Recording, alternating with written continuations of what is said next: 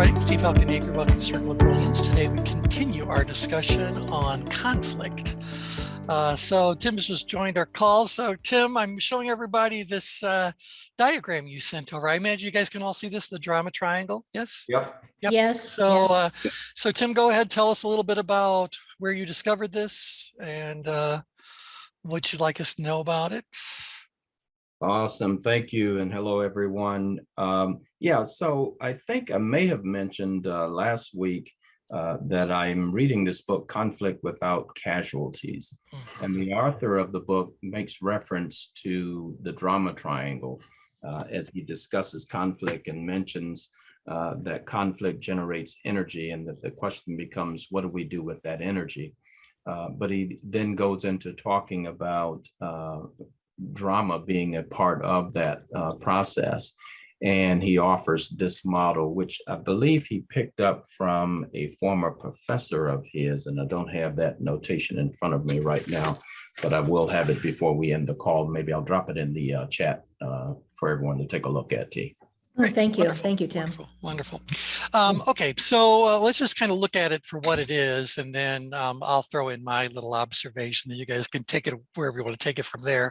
But basically, he's saying that there are three primary roles involved in a drama triangle, hence the triangle, and that there's actually three different then relationships that are going on with the triangle. So certainly, let's start with the victim at the bottom.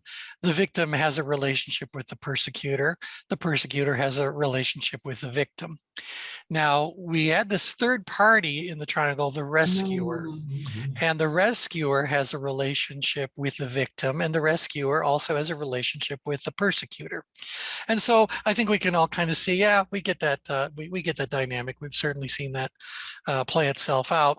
Let's look at the way that they're defining each of these three roles. So the persecutor, I think this is interesting, is unaware of his own power and therefore discounting it. Power used is negative and often destructive. So how many of you are kind of right now going like, yeah, but anything else you want to add to what the definition of a persecutor may be? Save it, by the way. I just want to say this is what this model is saying, and then you can start pointing out what you think is missing from this. They say the victim is overwhelmed by their own vulnerability and doesn't take responsibility for their own situation. Okay, and then the rescuer saves people he sees as vulnerable, works hard, offers help that's unasked for. So as I saw this little triangle be mapped out, my head kind of went like, well, I've seen dramas that would map to this very easily. But anyone want to take it from but? There's so many different kinds of dramas. Yeah. Yeah. I think the persecutor is aware of their own power. They may be unaware of the impact that it's having, but they know that they're in charge. Yep. And so I would say that we've each encountered situations where the persecutor is fully aware and is deliberately exercising their power, their authority, their whatever, in order to achieve whatever outcome they want at whatever cost it takes. That's the key word that you use there. Deliberate is where I've seen this drama triangle. I've seen this in a social psychologist course, and they use this, but the word they use instead of persecutor is perpetrator. Oh, exactly. That's a And great the other word for it. rescuer is the hero. Oh, okay. Yep. All right. That's what they use. And in the middle of this triangle, they have P2 for perception and perspective. Interesting. And so they're suggesting that each of these have their own perspective and their own perceptions and their own perspective. And when you put them all together, you end up with an understanding of where the conflict is coming from based on perceptions and perspective. Is that where they go with that? Because I said sometimes, the victim themselves can be a perpetrator of their own drama. And they, you know, like think about what's going on in like Afghanistan and those kinds of things. And so they'll rescue themselves. They're not going to wait for someone to rescue them, right? Right, They right. flee. Yep. So It's sometimes all based on the perception and perspective. Yep. And then on the rescuer side of things, anyone have any issues? Yes, go ahead. You've said for years that, you know, you should allow people to experience productive tension. And this rescuer just seems to be robbing everybody of that ability. Yeah, particularly that second part of that second sentence, they work hard and offer help that was unasked for. I know one of the things that I've shared in the past is we have a tendency to rescue people who are not in distress. And that robs them of a developmental experience and all those kinds of things.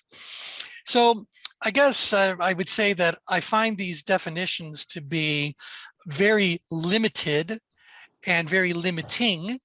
I think that what I'm looking at here is one of perhaps countless potential drama triangles that might exist out there.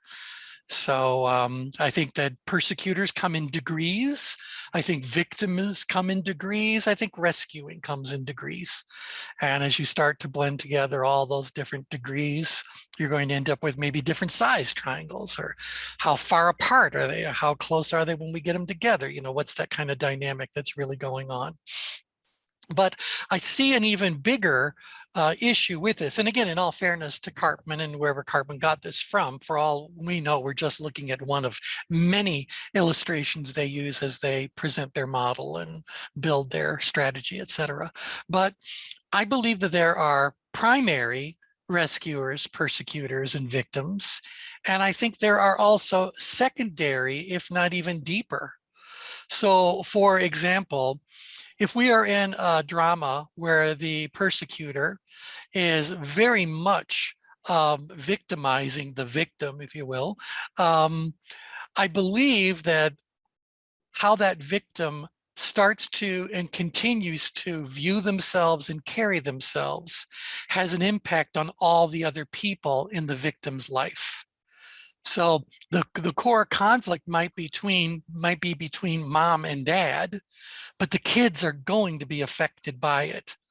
So I think that there's what is that secondary victim, maybe even a tertiary victim. So how spread. I'm reminded of a cartoon that was in one of Shel Silverstein's books. I've mentioned Shel before. He was the principal cartoonist for Playboy magazine, but he also wrote The Giving Tree and Where the Sidewalk Ends, a lot of books that were really targeted more for kids or whatever. Well, one of the illustrations he has, and there's rarely, if any words on all these, but the title of the illustration is The Suicide Bullet. And on the one side of the page, you see, I think it's a male who has a gun up to his head, and he pulls the trigger. And this is all in a single static diagram. And then you see the path of this bullet has gone through the woman in his life, the child in his life. There's this whole chain of people that are killed in some way or another by that single choice to commit suicide.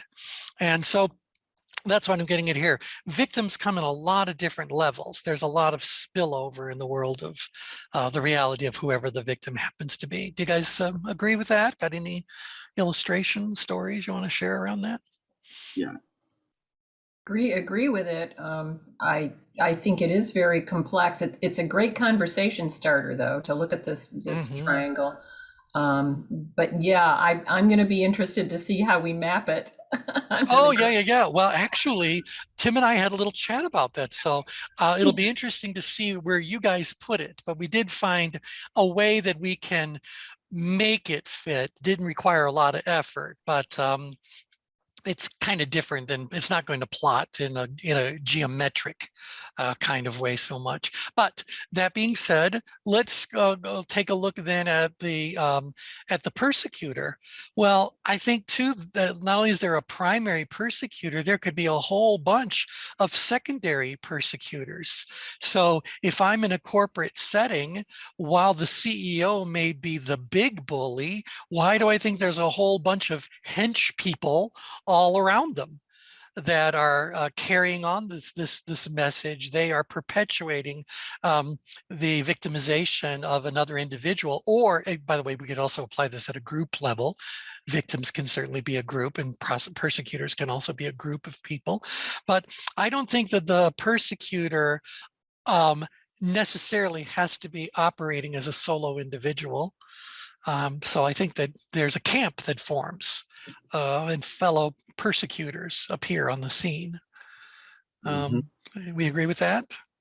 Yes. Plus, I think when it comes to, what's interesting to me about this, when it comes to conflict and emotions and these kinds of things, we're really bad at making assumptions, like, you know, because it's based on our own perceptions and perspective. And so I think you talked about that on the last call. It's like, what are we really having conflict about is often left out. Yeah. And, you know, since we talked about this, I seen something, I don't know if you know who Adam Grant is, the young professor at Wharton. He's written lots of books and he has a work-life podcast, but he talked about the science of productive conflict. And he talks about this ladder inference, and the whole basic idea really is to start from that perspective of going out of your way essentially to get the other person's perspective. What are we really have conflict around? Yeah, now two things that stimulated me as you were talking about that. The first is that, as we said last time around, without conflict, there would be little motivation behind a change. So whether you are in a mild conflict with yourself about some personal behavior, choice, whatever, or whether there's a big conflict that's going on somewhere, without that energy being present, what's the foundation for change? So there has to be dissatisfaction in order to compel us to reach towards greater levels of satisfaction or to overcome what is there. So I have no issue with conflict. I mean, personally, I don't like it. My personality is far more into conflict avoidance. Call me an INTP if you must, but I'm not. I don't willingly. I can't imagine people choosing a job as an attorney, for example. I just can't imagine that, but obviously plenty of people do. So, that's the first thing. Without that conflict, I don't know what the basis for a change would be. But the second thing is that I don't think this triangle in any way includes an outside person who's brought on to facilitate the conflict resolution. No, that's nowhere present. It's not present. So this rescuer, I guess, is really just kind of like a well-intentioned person who, or maybe they have their own agenda for why they're doing it. I wonder sometimes, is the rescuer rescuing the victim because they care about the victim, or is the rescuer rescuing the victim because they hate the persecutor? So what's their dynamic in this whole drama? See, this looks like a picture of, the whole family. I'm sure many of you are familiar with the whole family systems model in social psychology and family counseling. And this looks like the simplified version of the inside picture of that prior to anyone coming in and facilitating a change. And these have been labeled many different ways, but if you picture the inherent roles that happen in most families of, for better or for worse, or to some degree, this can describe that. And so that's how I see it. Yep. And if we take it from family and move it up to the next kind of level of organized relationships, I can also see how the rescuer doesn't necessarily have to be a solo performer. They could have all kinds of colleagues, compatriots, co-conspirators, whatever, who are serving in that role to help, to help the victim. So I thought it was interesting that it says, in business, this looks a lot like one team versus another team. all right, Like producers versus account managers. yeah, sales versus marketing. Yes. Yeah. Yeah, and so, I kind of see what they're describing here, and I can certainly come up with plenty of actual scenarios where I've witnessed it all happen, but it's missing a couple of elements for me to be able to really describe it. So, for example, I don't know that necessarily it's only these three people. Again, I've been talking about how it could be more than one, but how often do we really encounter a victim that's in total isolation? Or do they not have their own support person next to them that may be encouraging them to rebel against the persecutor, or maybe cautioning them against rebelling against the persecutor? To me, they're not serving as a rescuer. They're serving as an enabler of the victim, whatever the victim does next. And similarly, does the persecutor, again, they might have a whole bunch of cronies, because, and maybe those cronies, by the way, are cronies because they're afraid of the persecutor. So it's easier to join with the persecutor than it is to go against them. Maybe that's one of the things that's happening today in terms of Afghanistan. Don't really know. I'll admit there's a whole bunch of dramas going on. But, it's like I'm talking about, no, this is the person who has the ear of the persecutor, who may be telling them to back off, who may be telling them to turn up the heat. But similarly, I think there might be someone on the rescuer side of things who is telling them stay out of it or jump into it. So I kind of imagine that these three people are not just three people, but they're at the very least three people plus their enablers. Are we there? Yeah, agree? Yeah, I would definitely agree with that. And one of the things the author of Conflict Without Casualties talks about is the fact that individuals could rotate through these roles, depending on the dynamics of the conflict. Yep. All right, so feel free to chime in anything else, but I want to throw another little thought into the mix here. And that is, I think we're looking at something right now that is unresolved, not even the process of being resolved. We're just saying this drama is happening. Now, if we start to add other people to the situation, what then happens? So what happens if instead of it being the one triangle, it's two triangles, and the other triangle is populated by the victim enabler, the persecutor enabler, and the rescuer enabler? So rather than them all sharing one triangle, what if they have their own separate triangle? What if these people are actually aware of one another's existence and role in the drama? And what happens if we just put the three of them into a discussion with one another? Do you think they're going to move into the place of trying to resolve the issue? Or do you think they're going to move into the role of duplicating the drama and maybe even taking the drama to a different level? So I know that was a whole lot, but I just wonder, particularly we're talking about how this applies to the work we actually do. How often does, in a family conflict, a parallel family conflict is taking place? Or in a business setting and there's some sort of a conflict, how often is there actually a parallel conflict taking place simultaneously with this? Sounds like tribalism almost. Do tell. Well, I just think about like all the places I lived and even how they all had different perspectives that shaped the context and how the drama was dealt with and seen, and or even like thought about in terms of resources. So I wondered, like, I was gonna ask Kathy, like, I'm thinking about conflict from a cultural perspective, because I imagine that's going to be uniquely different in some industries, like how they perceive conflict or what is conflict. Like that's probably a unique thing, like what you just described. It turns into, it sounds like tribalism. Well, I mean, I think conflict takes on different meanings, you know, in different cultures. I mean, T had talked about a couple of weeks back about the brutality of certain cultures, business cultures, and also, you know, national cultures. You think about North Korea, for example, you know, some of the brutality of the expectation around how people interact in some instances.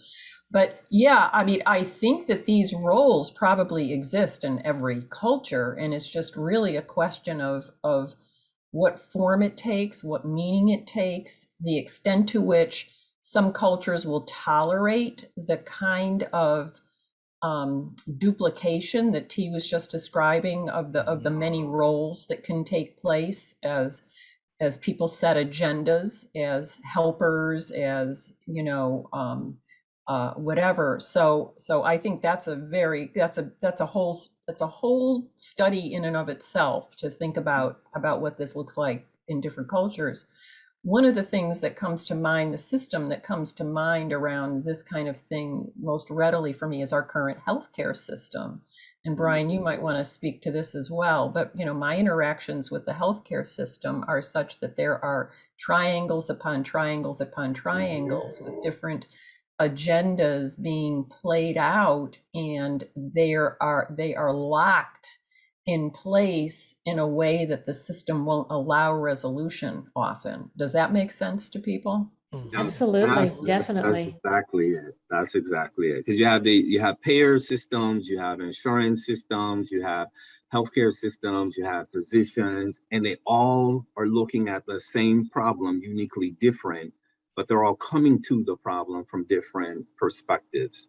And so until that commonality arises, which doesn't happen, you're just not going to see change. Exactly why I just gave up on the idea that, you know, we can make the result, but yet we hear, like, I was just at conferences virtually in healthcare information, and you keep hearing about all these organizations. They're transforming a $3.8 trillion healthcare, and I'm really unimpressed.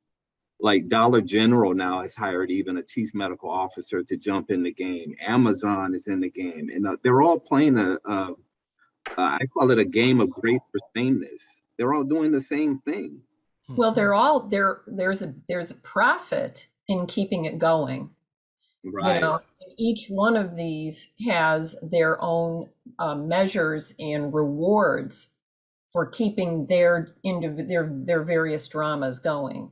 You know, each of these triangles, however they play out. I mean, I saw it from the pharmaceutical side, you know, working very closely with high-level salespeople, I mean, big pharma stuff, and interacting with it, and also from the insurance side.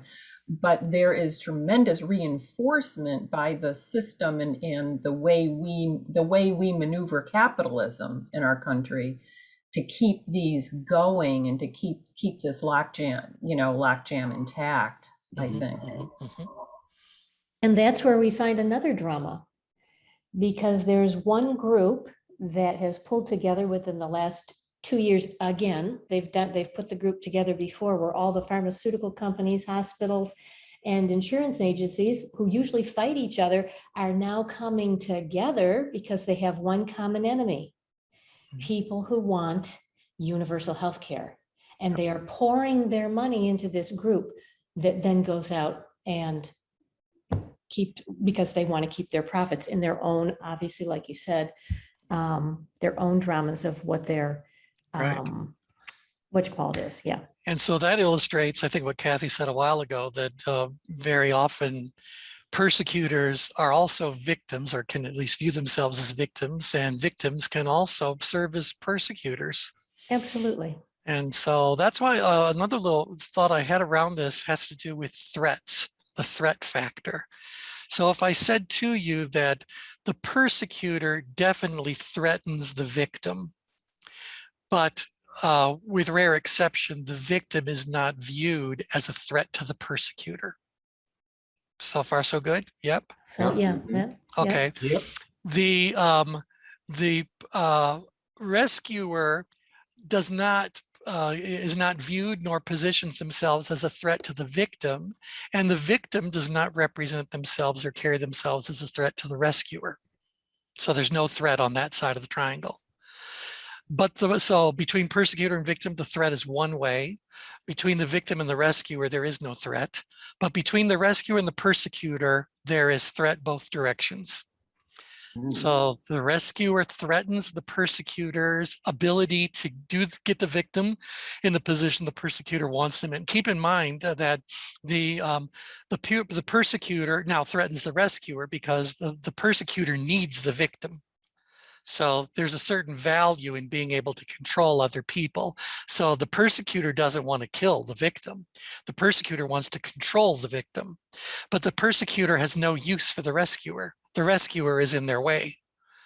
And so the rescuer is very much threatened by the persecutor and would be the persecutor's first line of attack. This does look a lot like Afghanistan. It looks like a lot of things, really. It does.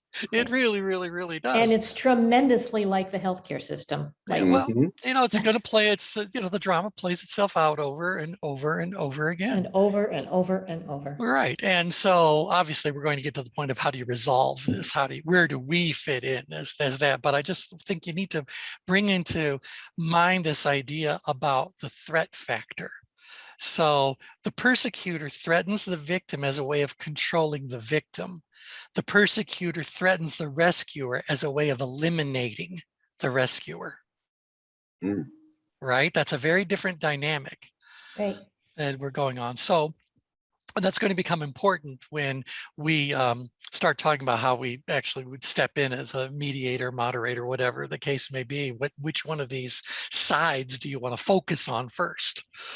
So, all right. So now someone said that we are the rescuers, when you hire one of us, we're there as the rescuer. And to which I said, no. We can't help people with the drama by becoming part of the drama. All right. So again, what am I talking about? But we have to maintain that we talk about the art of caring detachment. So we're detached from it. We're here to do a job.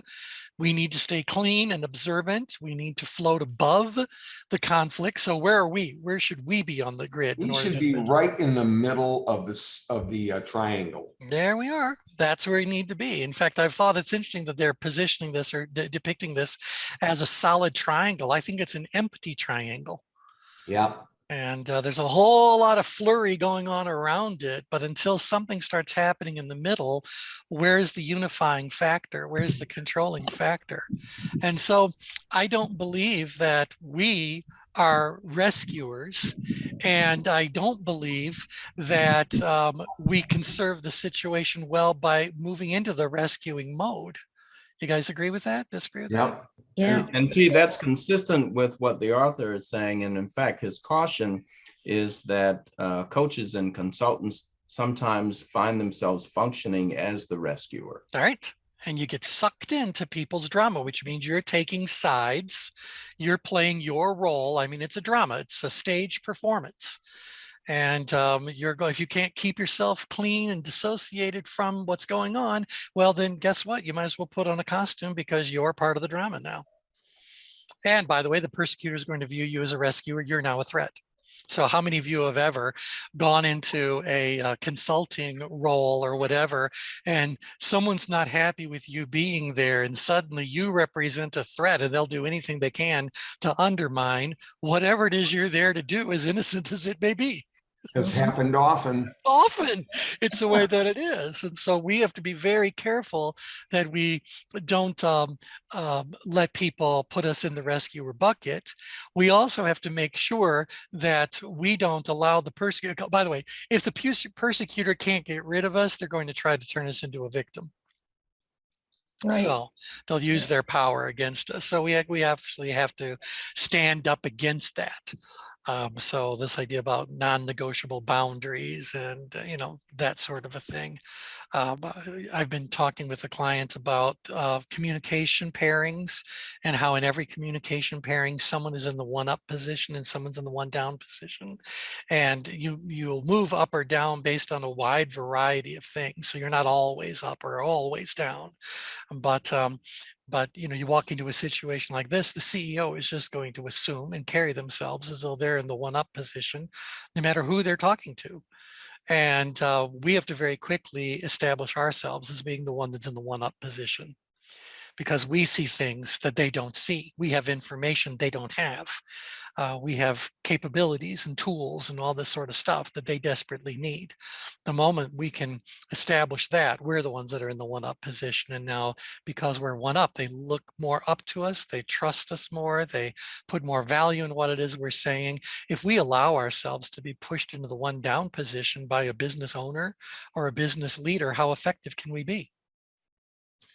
I was having a conversation with the CEO the other day, and he said that one of his people who is not performing up to standards was at least someone who people could go to and relate to and maybe bitch and complain. Yeah. And I said to him, I said, that's great that he draws people to him, but if he doesn't have the other party to the conflict involved in the conversation, he could end up making it worse. That's correct. And that put me one up on the CEO, and he moved forward. Yep, this is exactly right. We have to find some way to do that. In the pairing, it's not like we're trying to do that at a whole cultural or societal kind of level. We're just saying, like, in this particular scenario, for me to have any value to you whatsoever, I must be in the one-up position. And we do that by our credentials, by our track record, by sharing an insight like that. Because what you've just pointed out to him is that means the victim either has that person sitting right next to them that really isn't the rescuer, but is just kind of whispering in their ears, or they're a rescuer. And the rescuer, by definition, seems to automatically take on the case of the victim as though the victim is 100% right. Yeah. The question is never asked, what's the victim's responsibility in the drama that's happening? Right. So, yeah. This is so interesting. I see this a lot in healthcare from the perspective. Many of these CEOs are not clinicians, right? So they're often just MBAs or something like that. And so it's always gets to a point where, like during the pandemic, they were getting significant bonuses while people were getting laid off. And so when it came for training, some of the clinicians, physicians, and other people on the front lines, they're victims, but they sabotaged the said change that was supposed to occur. So they became, I guess, persecutors in a way. Oh, victims. When we talk about where victims live on the ChangeGrid, you're going to be reminded that their weapon of choice is passive-aggressive behaviors. Yeah, and wouldn't you say that the victim and the persecutor are in the danger zones? They both are. In which case, opposite ends of the ChangeGrid. Right. Yeah. In which case, they can all be one, moving from one to another quite effortlessly. And right, that they share something. If they're both in the danger zone, they share something that could actually be used as a catalyst. And that's what we want to look at now as we move this on to the ChangeGrid. So just want to make sure that we are looking at this triangle. The triangle means nothing other than it is a simple, straightforward way of saying there are actually 3 different relationships that are happening inside of this drama. And this allows us to look at what the dynamics are between these 3 of many, many players who might be involved in the drama. For example, does the persecutor have someone who's actually persecuting them and putting so much pressure on them to do something that they are manifesting these behaviors? I don't know what's driving behind it. There could be all kinds of other players involved in all this. And these 3 people could be nothing more than the puppets of their respective, whoever is running them. Yeah. From a leadership perspective, if a persecutor is creating other persecutors, we got dysfunction here. We do. And we also have what happens when those persecutors turn against the prime persecutor. They become the victim. They quickly position themselves accordingly. Yeah. So, we can certainly bring up the change grid and see what's really going on. Now, one last thing I just want to remind you before we do this is that, and I said it earlier, persecutor behavior is not a finite set of behaviors. It's a continuum. Similarly, victim behavior, the victim reality is not a locked in stone kind of set. It too lives on a continuum. And so, do we agree with that? That I can describe horrible persecutor behaviors, and I can also describe subtle persecutor behaviors. And I can certainly identify someone who is somewhat of a victim and someone who is extremely a victim. So we're looking at different continua as we look at this. And so I'm kind of curious, and again, I think this should be pretty straightforward. Where does the ultimate worst of the worst of the worst persecutors live on the change grid? Outgrid danger zone. The outgrid danger zone, right on top of, if not darn close to, that powerless point. And where does the most victimized of the victimized victims live on the change grid? I think upgrid. Do you now? I do, because if it was downgrid, they would perceive their ability as being very high. Right. But David, a lot of the people do believe that their ability is very high and the challenge is very low. That's one of the things the persecutor does. Yeah, I would argue that it's the in-grid. I would argue it's the in-grid power danger zone. Can be. Could be. Yeah. And okay, so David said upgrid. Linda made a case for downgrid. Kathy's putting forth the in-grid sort of things. All of them. All of them. So I would even say that the persecutor can also have victims inside of the outgrid danger zone along with them. The difference is how the victim chooses to behave in response to the persecutor's attempt to control them. So if that victim, or at least let's say targeted victim, is also in the outgrid danger zone, what do you think their response is going to be? What's this going to turn into? A fight. I mean, a literal, fight. So punches are going to be thrown, threats are going to be made, who knows, guns might be drawn, who knows, it's going to be very dramatic, very, very, very there. Now, if the victim is downgrid about the whole thing, how's that victim going to respond to this persecutor's attempt? They're going to make up in their mind that they're right. Yep. And ignore the persecutor. That's it. They're going to go throw both hands and say it's not worth fighting over. They're an idiot. Someday I'll tell them I told you so. But meanwhile, they are downgrid and protecting themselves with at least an illusion of control, if not an assumption of control, if not maybe even some fairly deserved control over their situation. So they're basically going, this isn't going to affect me, whatever they're doing, as much as I disagree with it and there are going to be consequences I'm going to pay, it's not enough to fight about. It's nothing to worry about. And the upgrid person. See, before you leave that, I think one of the other things that speaks to is the disengaged worker. So that that person perceives themselves as a victim, and to your point, if they're not willing to challenge the persecutor, they may wind up disengaging from their task. Absolutely. Yeah. These people down here are experts at flying under the radar.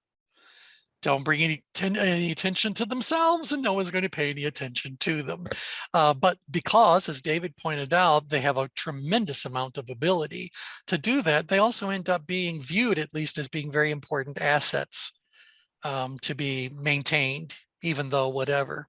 And so it's interesting. These are the silent ones that are still very much plotting hundreds of ways that the perpetrator could be. It's like the sales manager screaming at the senior sales producer who's really sitting on a big book.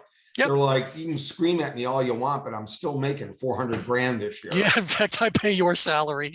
So, oh yeah, you gotta love it. But okay, so that's downgrade. Now upgrade, you got to think about this. They're going like, I have no ability to handle this super perceived challenge. And so if I'm going to be victimized by this perpetrator, what's the smartest thing for me to do? Flee. And if I can't get away, I guess you're going to have to fight back. and if I'm not willing to fight back, You stay silent. Go into deep apathy. or Yeah. how about if I decide to align myself with the perpetrator? Mm. So one of my ways of behaving as a victim is to fall in line, to become one of their supporters. See, I think we're witnessing that in Afghanistan. And honestly, all of us know that all we know about Afghanistan is whatever bits and pieces we've been learning through the media in these past several days. I'm sure there's lots of story, lots of books will be written, lots of movies will be produced. I think that's all fine. But what I have been able to piece together, fragmented though it may be, is that if people truly feel threatened by the Taliban, and they can't escape. We've already seen what happens when we get crowded planes and crowded tarmacs and all that. So can they really escape? Nope. And so can they really fight? I think they've pretty much already acknowledged that no, or at least not now. And so what's the safest for them thing to do? Suddenly become at least a superficial supporter of whoever this persecutor happens to be. Wow. Yeah, Okay. well, I mean, that happened during, I mean, think about World War II and the Holocaust. Oh yeah, yeah. Nazi relationships with many countries in Europe and all of that. I mean, this happens all the time. I think All the that's time. very astute. Yeah. And I think even is it the Stockholm experiment? I think that also illustrates this. Yes. Yes. So yeah, but now that leaves these people very far in grid. I believe that they are the real poster children for this victim kind of place on the grid. So the victims that are down grid, I don't really view so much as, well, they're self-selected victims. They've chosen to be in the victim position and do nothing about it. The people that are too far up grid have made a conscious choice that they're going to join in with the person who says, we can rescue you, we haven't shot you yet, so come in line and maybe we won't do that. But the people that are this far in grid view themselves as having no ability whatsoever, and they don't pose a threat. They don't want to pose a threat. They're not doing anything at all. So they just get, they end up being the object, I think, of the persecutors kind of thing. So that's where I think they fit in. They just, what can I say? They have no esteem. They have no, real ability to do anything other than exist and endure and whatever. And maybe, just maybe, they can carve out for themselves a quiet enough life. And T, I think that aligning with the persecutor by the victim at times can be a form of survival. It could very much be one. Remember, the in-grid danger zone fades. So disappear into the background. Just become one of the countless millions of people that are just milling about all day. Don't get involved. Don't say anything. Don't do anything. Just exist. And you'll probably be allowed to continue to exist. So that's this real in-grid kind of thing. So at first we were thinking like, well, then that would mean that if we look at this as being a continuum, we would say, well, then we put the victim very far in grid and the persecutor very far out grid at their worst expressions, very far out grid.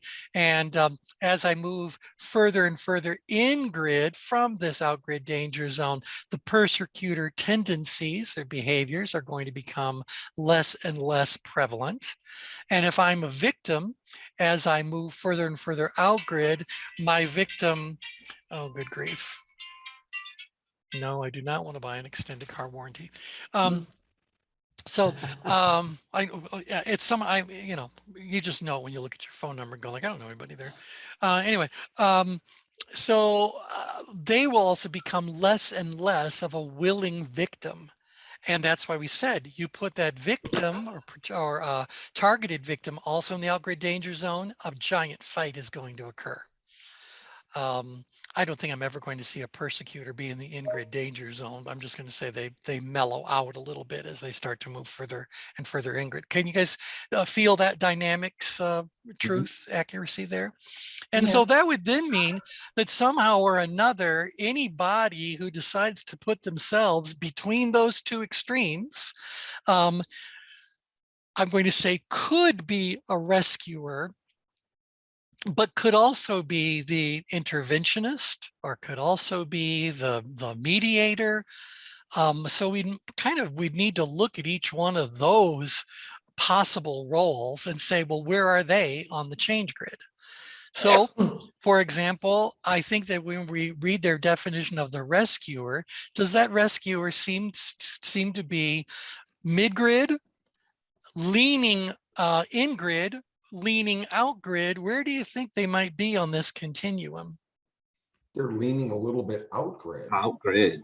They're the rescuer. They're leaning a little bit out-grid. So tell me a little bit about that. Now they're serving as a bit of an, we'll give them this, the amiable driver. Well, they're willing to take action, which means outgrid, some kind of outgrid presence. Some outgrid energy is present. Now, obviously, the more willing they are to go toe to toe with that perpetrator, more willing to call them out, more willing to put the spotlight on their behavior. Can you feel that they are moving further and further out-grid? Mm-hmm. All right. At a certain point in time, are they still a rescuer? Or yes, they could be. Yeah. Okay. Well, I wonder, could that turn into, what's the word? Like a revolutionist of some sort. Like I'm thinking about the people who are like right now in the healthcare that's challenging the mandates that if you're a frontline worker, you have to be vaccinated, and they don't want to do it. And so the CEO says, well, unemployment is a great motivator, but you're going to have to get vaccinated or you have to leave. Right. That's a lot. Right. And so I think, there's lots of different words, nouns in English to describe the intensity of those different roles. So am I just someone who is, let's say, a holdout? Am I someone who is a verbal adversary? Am I someone who is a rebel? Am I someone who's a revolutionary? Each of those words still imply that the person is against whatever is being fed their way, but what's the level of intensity that we're encountering? So I would suggest to you that a revolutionary is willing to put their life on the line. And so they're much further out grid than someone who is a verbal opponent, something like that, So we have that. Now, I'm also going to suggest that. Yeah, I think the DISC assessment might call that person the change agent. Well, and I believe that at certain places on here, they could very well be the change agent. But even then I would go, am I a change agent that possesses a high degree of emotional intelligence? In which case I would kind of like be more right around here, as opposed to a change agent who says, this change is happening, like it or don't like it, I really don't care. Now we're out here. I don't know that they might be the cause of the change happening, or but it's not that cooperative part of change agency. We would like to think that our work as change agents would always include, we're not just going to bottom line it for people. We're going to try to help people participate in the process, get comfortable with wherever they end up going, and manage that change as comfortably as we can for all people involved. That to me is a little bit more, it's still outgrid, no mistake about it, but it's certainly not in the danger zone. Yeah. So I'm going to say, based on what Kathy said, she said, there's some driver energy that's involved. Just want to bring to your attention that at coordinates 5, 5, I am a driven, amiable. Mm. So there's still a good dose of that driver energy here, but it is less than the amiable element that's there. And so when I think about how they describe that rescuer, the rescuer, in fact, let's look at their actual definition, saves people he sees as vulnerable. That feels slightly outgrid to me. Works hard, offers help that wasn't asked for. That still feels slightly outgrid to me. Yeah. But if that rescuer comes along and says, let me put my arms around you and hold you and comfort you, and I want you to talk about how you're feeling as that victim, how it's affecting you as that victim, that to me still feels like a rescuer behavior, but more of a supportive rescuer than an active rescuer. And so I just want to bring that up just to say that I do think some of that could also be happening, shifted slightly in grid. Yeah. Yeah. So the active rescuer, you're like, is that the thing, like a lead by example kind of thing? It could be a lead by example, but even what you've just shared there, I felt was a little more in grid than the active rescuer. The active rescuer, to me, is definitely going to be shifted slightly out grid, maybe even a bit more out grid on all that, because they're willing to take the risk. They're willing to step up and defend those, even though the person didn't ask to be defended. And depending on how deeply the victimization has taken hold, they may be unable or unwilling to even ask for help because they're afraid of the reprisals that are involved. They don't want to mess with, if they've got this little existence happening in here, I promise you, they help themselves find a certain level of contentment remaining there. Someone else comes along as a rescuer and says, well, that's not good for you to be there. Let's go confront the bully. This person might actually be saying, please don't, just don't stir up any trouble. Don't, just drop it, leave it alone.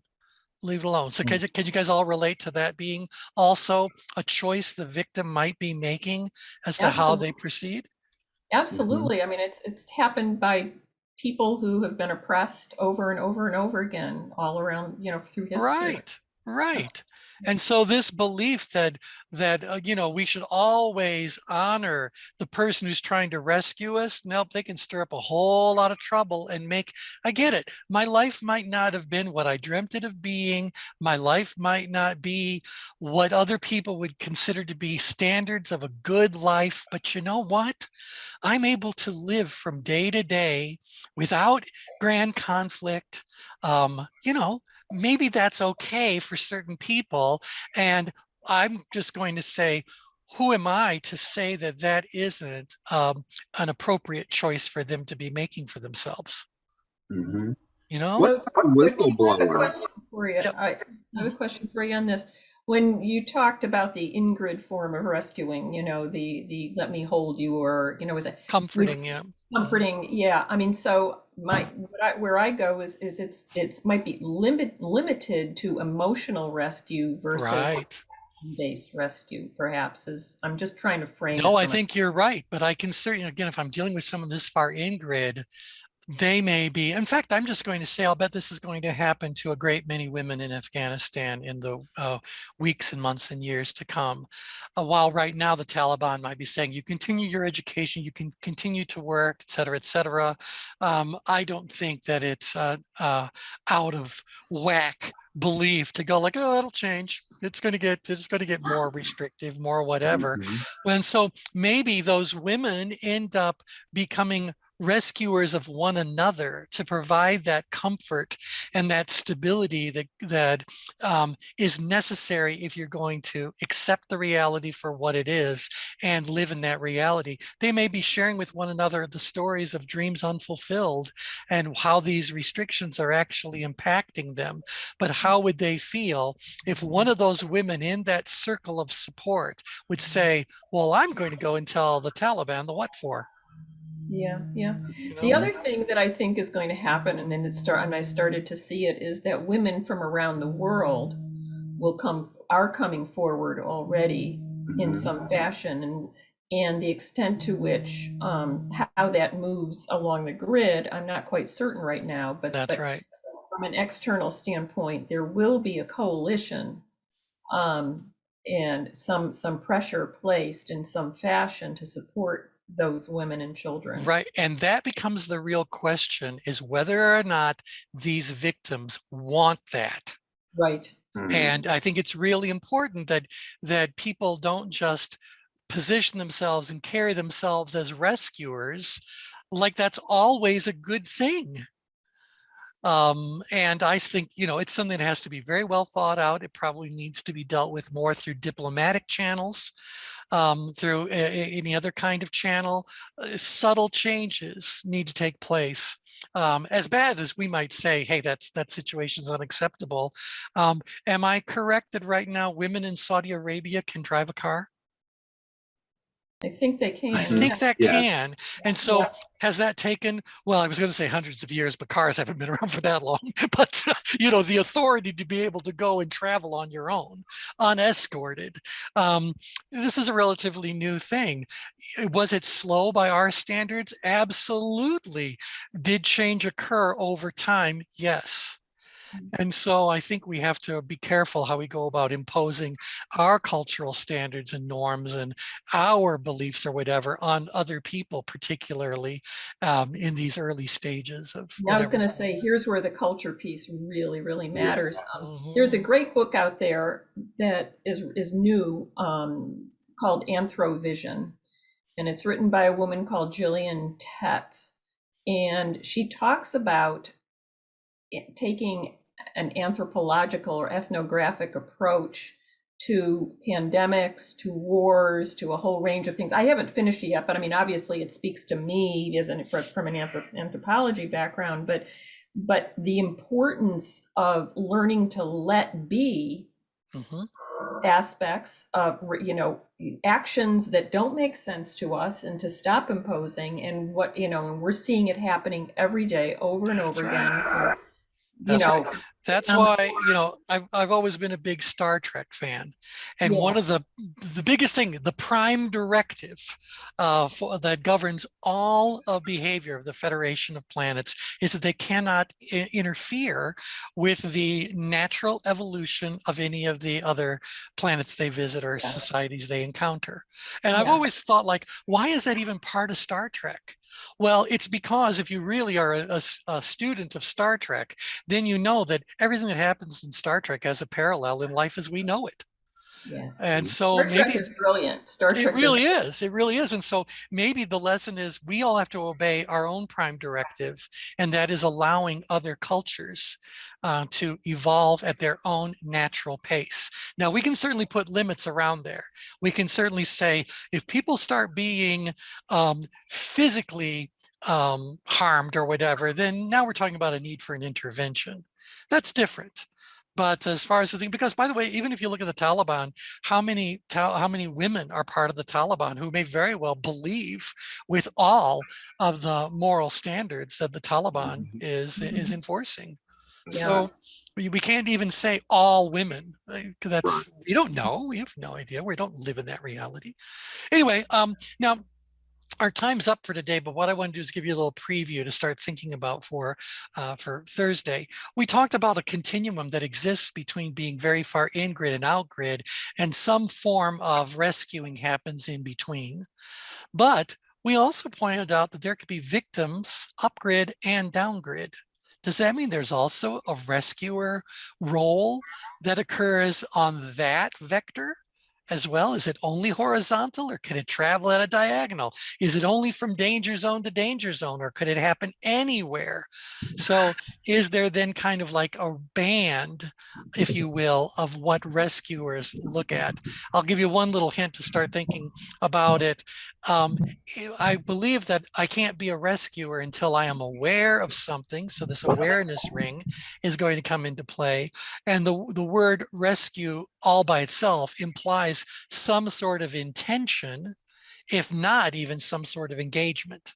Yeah. So I think what we really are looking at is, how does that rescuer role change depending on where we are in those engagement rings? Yeah, no, I think that's great. I see it as a band too. I think I unfortunately I don't think I'll be here on Thursday, but it's going to be conversation. Yeah. And so, yeah, and then we're going to add the next party, and that is, now let's add a moderator, a mediator, whatever, interventionist, whatever role they need to be. How does that affect the overall dynamic on the grid? What is their strategy for resolving whatever the conflict happens to be? So we have a couple Interesting. more. I wonder if that band can explain. I have a friend I went to medical school with who's in a whistleblowing situation. Oh, all right. Mm-hmm. And so I wonder if that band can, if it depicts that, because it almost seems like, when we're talking about conflict from his perspective, that, the conflict has been buried to the point where now it's like a volcano exploding and everything literally is exploding. Yep. Yeah, I would say too that if we made a list of all the different labels we might assign to that role of being the in-between in a conflict, certainly I think that a whistleblower is one of them. So because someone has to expose the truth. And that's what the whistleblower's role tends to be. But are they just out-grid enough to blow the whistle? Are they out-grid enough to actually do something once the whistle is blown? Are they in-grid enough to know that blowing the whistle is going to impact people in ways they may not even be able to conceive of? So it'll be interesting to kind of go like, that's one of the roles that could be playing out when it comes to conflict resolution. Where does it fit? Yeah. Okay. Hopefully you guys are finding this interesting. We'll pick up where we left off on Thursday. So have a good couple of days, everybody. Talk to you later. Thank you. Bye, everybody. See you Thursday. Bye.